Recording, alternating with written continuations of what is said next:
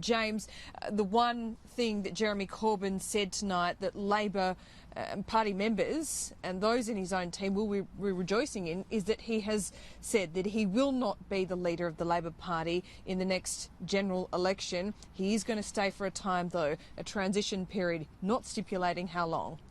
Yeah, so the debate the British Labor Party's got to have now is they've got rid of Corbyn. Corbyn's gone or going. What are they going to do about Corbynism? Is the problem the product or the salesman? Well, he didn't seem to think so. He was standing by his manifesto, said he was proud of his manifesto and maintained it is popular. Yeah, and by any measure, if you're going to do a sort of Bill-style chapter on problems with the leader, it's going to be, it's going to need its own volume in the case of Corbyn. But the question goes the problems go much further than that. Clearly, the British electorate have said no to full-bore socialism. They've said no to appropriation of property.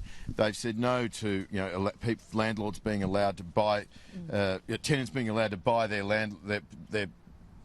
tenants being allowed to buy their landlords' properties at some arbitrary rate fixed by the government. They've said no to free tuition fees. They've said no to tax hikes. They've said no to being a dead weight in NATO. They've said no, they've said no, they've said no. These are the things that Corbyn has believed in essentially for 30 years. He's never going to change his mind. The people around him who took over the Labor Party after Ed Miliband's defeat, they didn't wait in the long grass for decades just to give it up. There's going to be a bloody fight now, like the sort of which we've never seen in an Australian political party, to take the Labor Party back to the centre. And tragically for them, the history in this space is not great. Unlike in 1983, the hard left really have dug themselves in here. It's going to take a long time for them, I suspect, to move back to the centre. We could be looking at a two-term.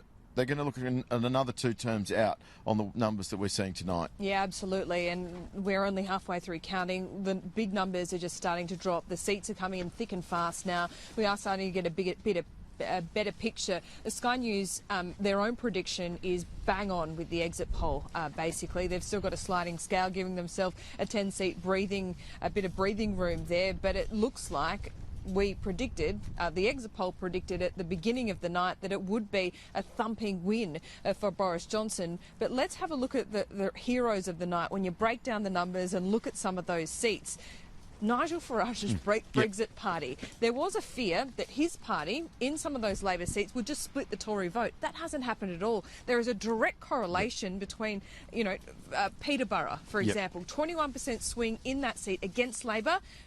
The Brexit party got 20% of that. Indeed. In Peterborough, the Conservatives went backwards and they still picked up the seat.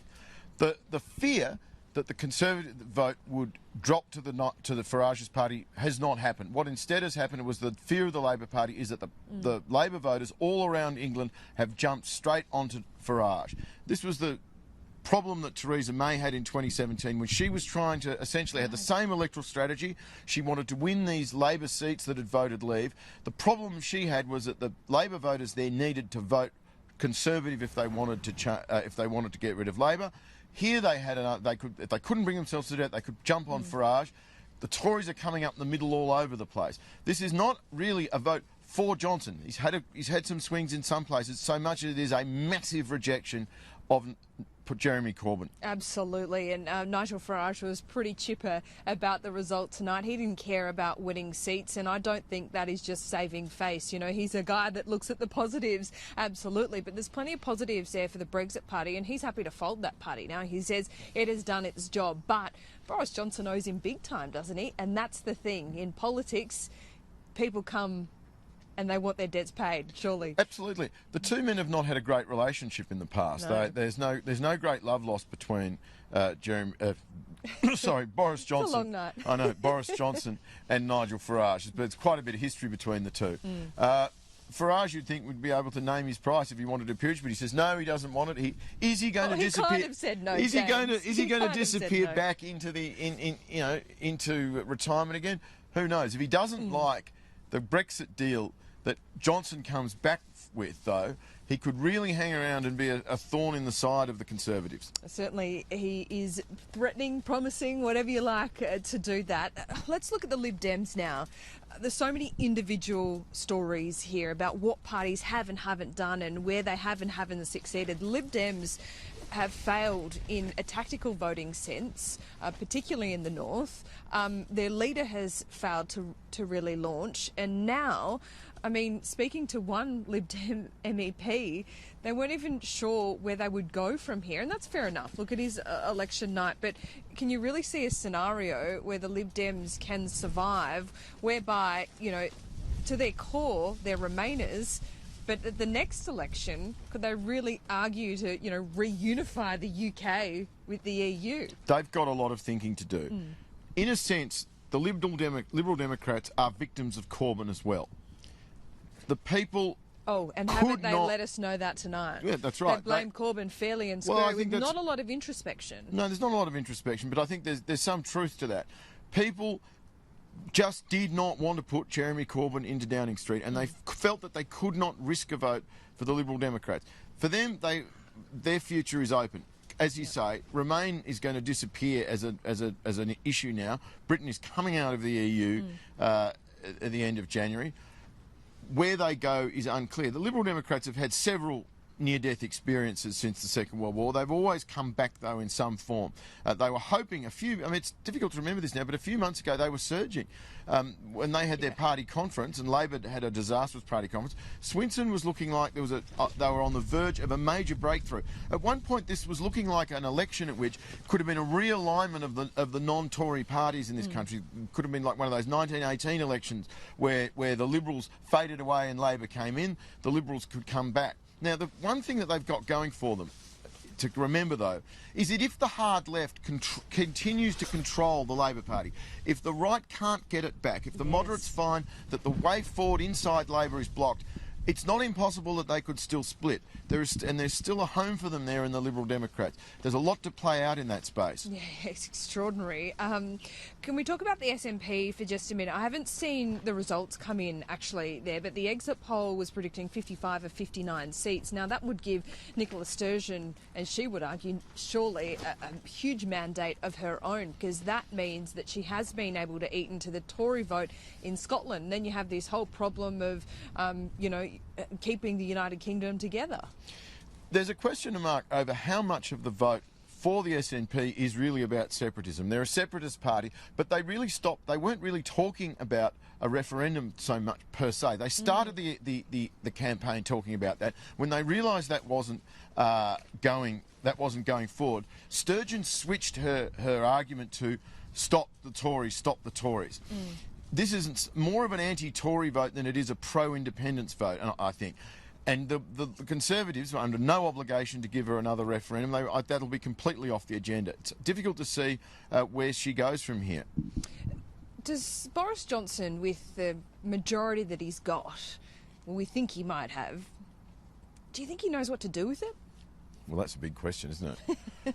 We don't really know. It's a bit like Scott Morrison, isn't it? It's like the existential questions that we ask here at 3 in the morning, James. It is. It is a bit like Scott Morrison, though. We're finding out what sort of a Prime Minister Scott Morrison is. He got the job. It was all about getting an election, getting re-elected, which he did. Johnson is, in a sense, in that same situation. He's got his Brexit deal through.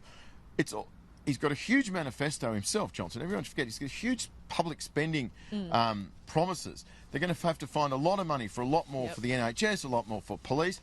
And although Britain's going out of the EU at the end of January, we still really don't know what the final deal's going to look like. He's now going to have to get his head around what he wants. He's got to sit down with the EU and come up with a new deal. And unlike May, who was dealing with the EU on a one-on-one basis, Johnson has got to get a deal that 27 member states have all got to agree to. If one of them vetoes it, the whole thing falls over. It's a very, very tricky negotiation that he's going to have to pull off.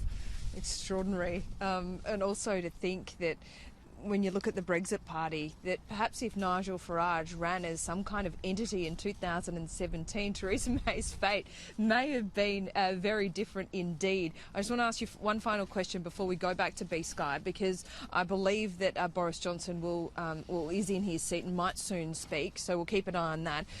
Boris Johnson has been very cautious. He's avoided the hard interviews. He even hid in a fridge from Piers Morgan as they try to ambush him. What happens to him personally on the other side of this? Is he given his huge boost of confidence where we might once again see the real Boris Johnson? Well, Boris Johnson is notoriously conflict averse in his personal dealings with him. I once asked someone who'd worked for him, did he sack you to his face? And this guy said, well, yeah, he did, because I made him. Okay. I forced him to fire me to my face. He tried to get someone else to do it. And we saw that sort of side of him came out in the election campaign, the hiding in the fridge, putting the phone in the pocket. When you're the Prime Minister, you've got to have those tricky conversations face to face. You can't, slide away from that sort of stuff. He's going to have to show a different side of himself if he's going to be a success as a Prime Minister. And we still don't know really where he's going to govern from. Is he going to govern from the centre? Is he going to be a hard Thatcherite? I mean, what is a post Brexit Johnson administration going to look like? What sort of Tory is he? What does he have a mandate to be, do you think? He's got a mandate for public spending increases and he's got a mandate for Brexit. But beyond that, we don't really know. No, we don't. Well, perhaps we'll get a little insight when we hear from him later this evening. James, this morning, we should say. Yeah. Thank you. You're not off the hook yet. We're going to speak to you again before the night is over. The seats are still coming in. Around 250 seats counted, but they are coming in thick and fast.